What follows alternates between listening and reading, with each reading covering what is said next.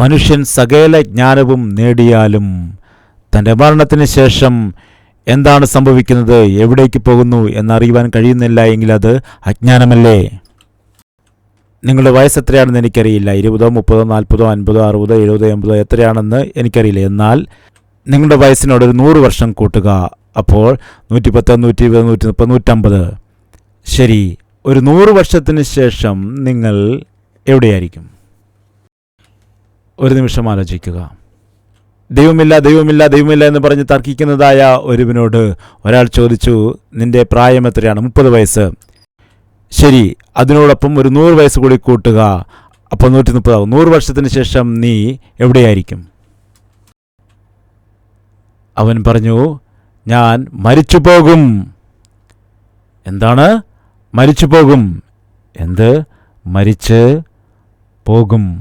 പോകും. മരിച്ചിട്ട് പോകുമല്ലോ. അതാണ്, എവിടേക്ക് പോകും? മരിച്ചു പോകും, പോകും, പോകുമെന്ന് നീ പറയുന്നുവല്ലോ. മരിച്ചിട്ട് എവിടേക്കാണ് പോകുന്നത്? അതാണ് ചോദ്യം. മരിച്ചിട്ട് പോകുമെന്ന് പറഞ്ഞല്ലോ, എവിടേക്കാണ് പോകുന്നത്? എവിടേക്ക് പോകുന്നു? അറിയില്ല.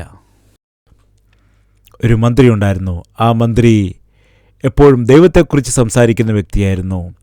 ദൈവത്തെക്കുറിച്ച് സംസാരിച്ചപ്പോൾ രാജാവിന് കോപം വന്നിട്ട് ഒരു ദിവസം ഒരു വടി കൊടുത്തു. ഇതെന്താണ്? ഈ വടി പിടിച്ചുകൊണ്ട് നീ നടക്കണം. കാരണം നിന്നെപ്പോലൊരു ഭോഷനെ ഞാൻ ഇതുവരെ കണ്ടിട്ടില്ല. കാണാൻ കഴിയാത്ത ദൈവത്തെക്കുറിച്ച് എന്തിനാണ് സംസാരിക്കുന്നത്? കാണുവാൻ കഴിയാത്തതായ ദൈവത്തെക്കുറിച്ച് നീ ഇനിയും സംസാരിക്കുവാൻ പാടില്ല. നിന്നേക്കാൾ വലിയൊരു ഭോഷനെ നീ കാണുമ്പോൾ അവൻ്റെ കയ്യിലേക്ക് ഈ വടി കൊടുക്കണം. അങ്ങനെ മന്ത്രി എപ്പോഴും വടി പിടിച്ച് നടക്കുമായിരുന്നു. വടി പിടിച്ചുകൊണ്ട് നടക്കുന്ന സമയത്ത് ആളുകൾ അവനെ കണ്ടിട്ട് കളിയാക്കുമായിരുന്നു. ഒരു ദിവസം രാജാവ് മന്ത്രിയെ വിളിപ്പിച്ചു. മന്ത്രി രാജാവിൻ്റെ അരികിൽ ഓടി വന്നു. മന്ത്രി, എൻ്റെ ആരോഗ്യസ്ഥിതി വളരെ മോശമായിരിക്കുന്നു. ഞാൻ മരിക്കാൻ പോവുകയാണ്. രാജാവേ, അങ്ങനെ പറയരുത്. അല്ല മന്ത്രി, ഞാൻ പോവുകയാണ്. രാജാവേ, എവിടേക്കാണ് അങ്ങ് പോകുന്നത്? അറിയില്ല മന്ത്രി. രാജാവേ, അങ്ങ് എവിടേക്കെങ്കിലും പോയാൽ അങ്ങയോടൊപ്പം അനേകം ആളുകൾ കടന്നു വരുമല്ലോ. സൈന്യം കടന്നു വരുന്നുണ്ടോ? ഇല്ല മന്ത്രി, ഒറ്റയ്ക്കാണ് പോകുന്നത്. രാജാവേ, അങ്ങ് പോകുന്നതായ സന്ദർഭത്തിൽ അനേകം ആളുകൾ അങ്ങയുടെ വരവിനു വേണ്ടി കാത്തിരിക്കും, അങ്ങയെ സ്വീകരിക്കുന്നതിന് വേണ്ടി. അങ്ങനെ ആരെങ്കിലും സ്വീകരിക്കുവാൻ വേണ്ടി വരുന്നുണ്ടോ? ഇല്ല മന്ത്രി. അതുപോകട്ടെ, എവിടേക്ക് പോകുന്നുവെന്നെങ്കിലും അറിയാമോ? ഇല്ല മന്ത്രി. അതെന്താണ് രാജാവേ? പോവുകയാണെന്ന് പറയുന്നു. അങ്ങയോടൊപ്പം ആരും വരില്ല എന്ന് പറയുന്നു. അങ്ങയെ സ്വീകരിപ്പാൻ ആരുമില്ല എന്ന് പറയുന്നു. എവിടേക്ക് പോകുന്നു എന്ന് പോലും അറിയുകയില്ല. രാജാവേ, അങ്ങൊന്നും വിചാരിക്കരുത്. എന്താണ് മന്ത്രി? എൻ്റെ കയ്യിലിരിക്കുന്ന ഈ വടി അങ്ങയ്ക്ക് തരാൻ ഞാൻ ആഗ്രഹിക്കുന്നു. എന്തുകൊണ്ടാണ്? രാജാവ് തന്നെ പറഞ്ഞല്ലോ, ഒരു അജ്ഞാനിയെ ഭോഷനെ കാണുന്ന സമയത്ത് ഈ വടി അവൻ്റെ കയ്യിൽ കൊടുക്കണമെന്ന്. അതുകൊണ്ട് രാജാവേ, ഈ വടി അങ്ങയുടെ കയ്യിൽ വയ്ക്കുകയാണ്. പോകുന്നുവെന്ന് പറയുന്നു, എന്നാൽ എവിടേക്ക് പോകുന്നുവെന്ന് അങ്ങയ്ക്കറിയില്ല. എങ്കിൽ അങ്ങേക്കാൾ ഭോഷൻ മറ്റാരാണുള്ളത്? പ്രിയ സഹോദര സഹോദരി, ക്രിസ്ത്യാനി, അവൻ മരിക്കുമ്പോൾ എവിടേക്ക് പോകുന്നുവെന്ന് അവനറിയാം. എവിടേക്ക് പോകുന്നുവെന്ന് അവനൊരു ഉറപ്പുണ്ട്. കർത്താവ് പറഞ്ഞു, നിങ്ങളുടെ ഹൃദയം കലങ്ങിപ്പോകരുത്. ഞാൻ നിങ്ങൾക്ക് വേണ്ടി സ്വർഗത്തിൽ സ്ഥലമൊരുക്കുവാനായിട്ട് പോവുകയാണ്. നിങ്ങൾക്കായി സ്ഥലമൊരുക്കിയതിനു ശേഷം ഞാൻ വീണ്ടും ഈ ഭൂമിയിലേക്ക് മടങ്ങി വരും. അതിനുശേഷം എന്നോടൊപ്പം യുഗങ്ങളായിട്ട് വസിക്കുവാനായി നിങ്ങളെല്ലാവരെയും സ്വർഗത്തിലേക്ക് ഞാൻ കൂട്ടിക്കൊണ്ടു പോവുകയും ചെയ്യും. നീ മരണത്തെക്കുറിച്ച് ഓർത്ത് ഭാരപ്പെടേണ്ട. മരണത്തെക്കുറിച്ച് ഓർത്ത് നീ പേടിക്കേണ്ട. എന്തുകൊണ്ടെന്നാൽ ക്രിസ്ത്യാനിയുടെ മരണം ഈ ലോകത്തിൽ കണ്ണടച്ച് നിത്യതയിൽ ചെന്ന് കണ്ണ് തുറക്കുന്നതാണ്. ഒരുപക്ഷെ നീ മരിക്കുകയാണെങ്കിൽ നിന്നെ അടക്കുന്ന ആളുകൾ ഉണ്ടായേക്കാം, കാണില്ലായിരിക്കാം. നിനക്ക് വേണ്ടി കരയുന്നവർ ഉണ്ടാകാൻ കാണില്ലായിരിക്കാം. ബൈബിളിൽ പറയുന്നു, ധനവാൻ മരിച്ചു, അവനെ അടക്കുകയും ചെയ്തു.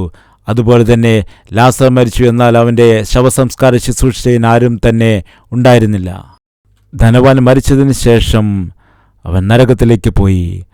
ആ ലാസർ മരിച്ചതിന് ശേഷം സ്വർഗത്തിൽ നിന്നും ദൂതന്മാർ അവൻ്റെ അരികിലേക്ക് ഇറങ്ങി വന്നു. ലാസറിനെ ദൈവത്തിൻ്റെ ദൂതന്മാർ സ്വർഗത്തിലേക്ക് കൊണ്ടുപോയി. പ്രിയ സഹോദര സഹോദരി, നീ യേശുക്രിസ്തുവിൻ്റെ മകനാണെങ്കിൽ, യേശുക്രിസ്തുവിൻ്റെ മകനോ മകളോ ആകുന്നുവെങ്കിൽ, നീ കണ്ണുകൾ അടയ്ക്കുമ്പോൾ നീ ഏകനായി പോവുകയില്ല. നിന്റെ മരണശേഷം സ്വർഗത്തിൽ നിന്നും ദൈവത്തിൻ്റെ ദൂതന്മാർ ഇറങ്ങി വരുവാൻ ഇടയാകും.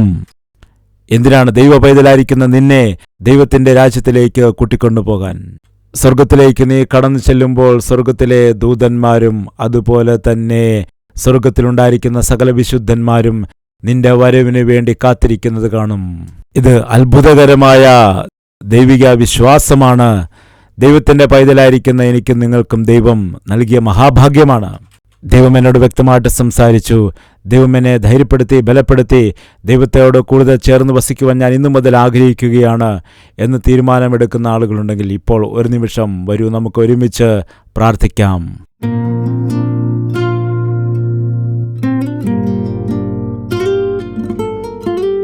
മഹാപരിശുദ്ധനായ സ്നേഹവാനായ പിതാവേ, വളരെ വ്യക്തമായി ലളിതമായി നീ ഞങ്ങളോട് സംസാരിച്ചല്ലോ. ഞങ്ങളുടെ മരണശേഷം ഞങ്ങൾ ഭയപ്പെടേണ്ടതില്ല. ഞങ്ങൾക്ക് വേണ്ടി ദൈവം ഒരുക്കിയതായ ഒരു രാജ്യമുണ്ട്. ഈ ഒരു വലിയ പ്രത്യാശ ഞങ്ങൾക്ക് എല്ലാവർക്കും തരണമേ. ഈ യാത്ര അവസാനിച്ചു കഴിഞ്ഞാൽ സ്വർഗത്തിൽ നിന്നും ദൈവത്തിൻ്റെ ദൂതന്മാർ ഇറങ്ങി വന്ന് ഞങ്ങളെ കൂട്ടിക്കൊണ്ടുപോകും. ഈ ജ്ഞാനം ഞങ്ങൾക്ക് തരണമേ. ഈ തിരിച്ചറിവ് ഞങ്ങൾക്ക് നൽകണമേ. നിന്റെ വചനമനുസരിച്ചുകൊണ്ട് ജീവിക്കുവാൻ, മറ്റുള്ളവരുടെ മുൻപിൽ യേശുക്രിസ്തുവിനെ പരിചയപ്പെടുത്തുവാൻ, കർത്താവേ നിന്റെ ഹിതം പോലെ ജീവിക്കുവാൻ ഞങ്ങളെ സഹായിക്കുമാറാകണമേ. അത്ഭുതകരമായ വിടുതൽ ഞങ്ങൾക്ക് തരണമെന്ന് യേശുക്രിസ്തുവിൻ്റെ നാമത്തിൽ അപേക്ഷിക്കുന്നു പിതാവേ. ആമേൻ.